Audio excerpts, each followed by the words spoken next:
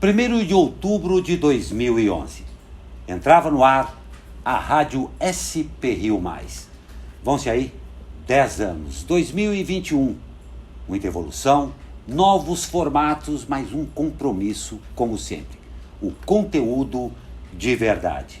Eu converso com o Maurício Guizar, sócio fundador da SP Rio Mais, e não só sócio fundador, idealizador desse projeto que ao longo de 10 anos ganhou corpo, ganhou muito mais responsabilidade e ganhou também aquela sempre intenção de progredir e alcançar novos objetivos. Maurício, um longo caminho, um caminho de muita responsabilidade e um caminho que também marca um pedaço da história aqui da nossa região, dado que este veículo tem a vocação de falar do Vale do Paraíba. É por aí o começo da história? Olha, Glauco, é uma emoção muito grande estar aqui hoje, um dia muito especial. Há 10 anos, alguns que estão aqui hoje comigo começaram essa história. Como você bem disse, a gente começou como uma operação de rádio, a Rádio SP Rio. Na ocasião, o posicionamento de comunicação era a rádio que viajava com você, né?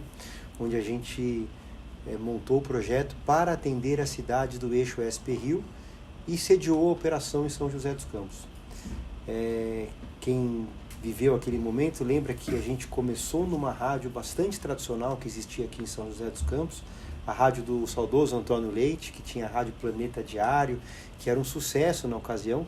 Foi quando nós nos conhecemos, você deve se recordar. Exatamente. Que você me entrevistou nesse início de Operação SP Rio. A gente começou realmente com um posicionamento, com uma equipe muito revolucionária na época. Eu me lembro que a grande Rádio Eldorado de São Paulo tinha mudado completamente, tinha desligado grande parte da equipe e nós trouxemos um timaço, assim. Nós tínhamos José Márcio Mendonça, 34 anos do Grupo Estado, editorialista do Estadão, do Jornal da Tarde também.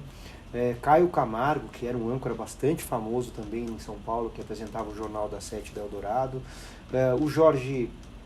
O Jorge, a Sandra Cabral, o Celso Guizar Faria, que não dá para esconder, era o meu pai, que só de Rádio Bandeirantes tinha mais de 20 anos, que começou aqui no Vale do Paraíba, na rede difusora.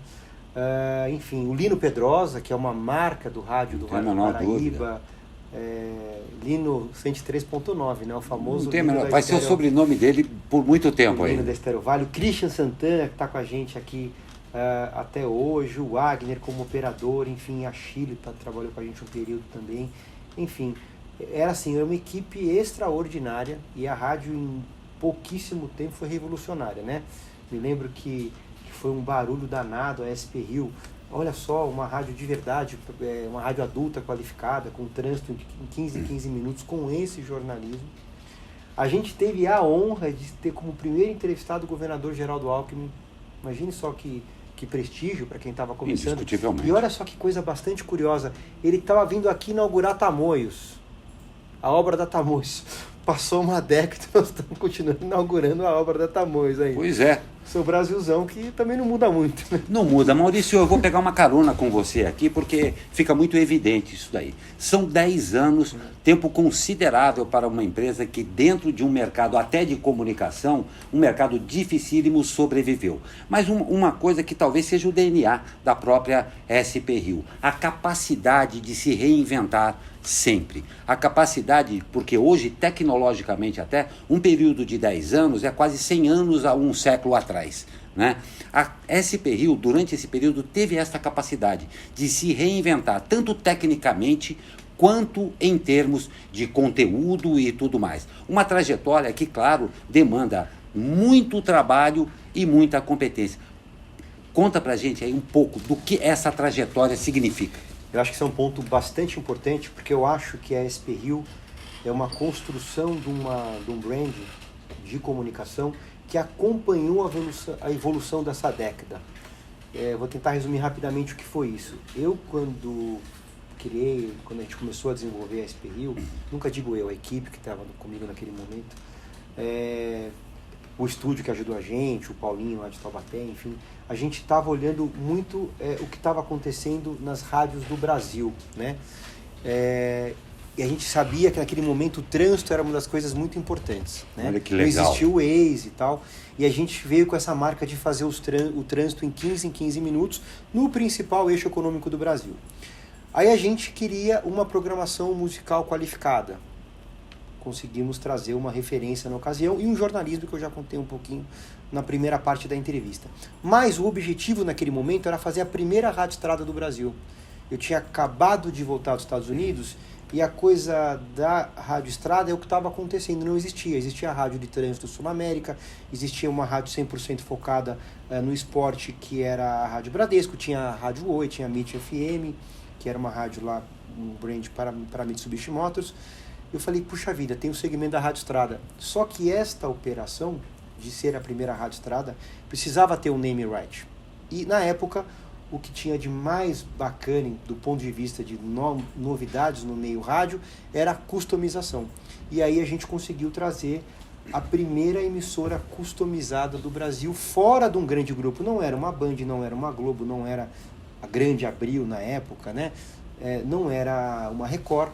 Era um grupo de profissionais de rádio engajados em fazer algo diferente. E o fato, voltando ao seu ponto da inovação, criar uma rádio estrada, a primeira do Brasil, no principal eixo econômico do Brasil. Trazer um name, na época a gente conseguiu trazer a Connect Car, que era simplesmente do Grupo Ipiranga, para concorrer com o Sem Parar. Sem Parar, você deve se recordar que era um monopólio na época, e era um player muito novo, com uma operação muito forte, porque ali estava falando de Grupo Ipiranga. E esta marca, Connect Car, que foi um projeto de co-branding com a gente, durou 6 anos e meio nesse período. Então, o ineditismo de trazer uma rádio estrada no principal eixo econômico do Brasil, com um naming, com uma rádio, com um nome, né, com um projeto de co-brand, que foi uma coisa muito inédita na época, tudo isso era muito novo na época. Eu costumo dizer que tudo isso que fez a gente chegar até aqui. E quando a gente entendeu que o movimento estava no digital, né, há 3 anos começaram as transmissões por Facebook, ao vivo. Eu me lembro que a gente foi a primeira rádio que fez a primeira entrevista do Felício, na época, em 2016, 2017, me corrija se eu estiver errado, já ao vivo, no dia posterior da eleição dele, dia 2 de outubro. Ninguém usava muito as ferramentas ao vivo nas mídias sociais. Naquele momento começou a nascer esse último estágio que a gente viveu hoje no último ano, nos últimos 3 anos, que foi a história da migração da Rádio SP Rio para uma plataforma multidigital. A gente transformou a Rádio SP Rio no portal SP Rio+, trouxe um novo posicionamento de comunicação, a rádio que viaja com você passou a se posicionar do ponto de vista de marketing como o portal SP Rio, conteúdo de verdade, também com um fundamento. Deve-se recordar que hoje é uma realidade, mas há 3 anos só se falava em conteúdo. Conteúdo, precisamos gerar conteúdo. E a Globo estava com uma campanha grande de combater o fake news. A Globo e todos os grandes veículos relevantes do Brasil. Puxa vida, só se fala em fake news. Puxa vida, vamos aliar o conteúdo com a verdade. E aí nasceu o portal SP Rio+, conteúdo de verdade. Todo mundo também, na época, falou, você é louco. O portal é uma coisa muito recente para você conseguir transformar uma rádio num portal de notícia, conseguir ainda gerar emprego, conseguir trazer receita, conseguir trazer os anunciantes que você tem, não vão migrar para a tua plataforma digital. Eles compram um rádio, não compram um portal, Hard News. E aconteceu exatamente o contrário. A gente cresce há 3 anos, em média 150%, 180%, né? O nosso Analytics, que é a nossa ferramenta, a gente se investiu em SEO, a gente investiu em mídia social, a gente fez parcerias importantes com o Jornal Vale, que é a referência no meio impresso no Vale do Paraíba. A gente foi para a TV, no canal 25525 da Fink TV Claronet. Tudo isso em pouquíssimo tempo, em 3 anos. Então foi uma outra revolução que a marca SP Rio passou nesse período. E no meio de tudo isso, um pouquinho antes da pandemia, a gente fez um grande evento em São Francisco Xavier, que foi o Viva Mantiqueira, em parceria com o Degusta Vale, que levou 5.000 pessoas para lá. Então, assim, costumo dizer que a SP Rio, ela sempre foi olhando o que estava acontecendo na comunicação né, nessa década. Então a gente começou com uma rádio estrada, trouxe uma customização, virou 100% digital quando o vento estava a esse favor, investiu em conteúdo, agora entrou em evento, né? Então assim, eu acho que essa inconstância que a nossa equipe tem, né, essa vontade de olhar sempre coisas novas, é o que fez a gente chegar até aqui. A região de muitos Brasis, que é o que caracteriza o Vale do Paraíba, tem sim à sua disposição um número enorme de mídias, de portais e tudo mais. Cabe a cada um de nós e a todos nós sabermos, no momento em que passamos, diferenciar a verdade, o que vale a pena e o que merece ser literalmente apoiado. Tenho o prazer de fazer parte sim do grupo SP Rio Mais e também, como grupo, tenho o compromisso com a verdade. Sei que hoje, entrevistando o idealizador, o pai da criança e sócio fundador da SP Rio Mais, sei que toca o coração dele saber que temos sim um longo caminho, não só 10, um longo caminho pela frente, mas que temos, acima de tudo, o compromisso com você, o compromisso com a verdade. Maurício Guizar, meu cordial, muito obrigado. E parabéns, né?